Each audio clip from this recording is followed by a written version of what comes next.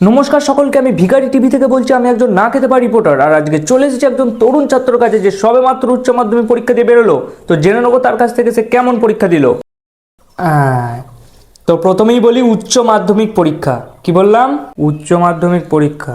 হ্যাঁ, উচ্চ মাধ্যমিক পরীক্ষা। তো যেটা আমি বলবো সেটা হচ্ছে আমার পরীক্ষা ভালো হয়েছে, পরীক্ষা খুব সুন্দর হয়েছে, শুধু আপনি এখন কিছু জিজ্ঞেস করবেন না।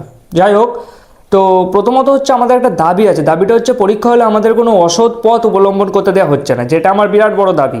কেন অসৎ পথ অবলম্বন করতে দেওয়া উচিত? আর দ্বিতীয়ত সব থেকে বড় দাবি যেটা হচ্ছে সেটা হচ্ছে আমরা যখন পরীক্ষা হলে ঢুকছি তখন আমাদের এমনভাবে চেক করা হচ্ছে যেন আমরা কোনো আসামি। আর স্যারেদের তো ছাত্রদের প্রতি কোনো রেসপেক্টই নেই, সব সময় ডিসরেসপেক্ট করছে।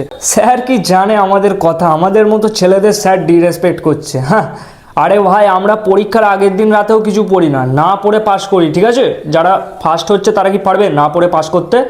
হ্যাঁ, সারাদিন বইতে মুখেতে হয়ে থাকে, তারপরে রেজাল্ট করে, তাও 90% পাওয়ার পরেও ওদের মন খারাপ। আমরা তো 30% পেলেই জোর নাচ। আমার একটা প্রশ্ন আছে বোর্ডের কাছে।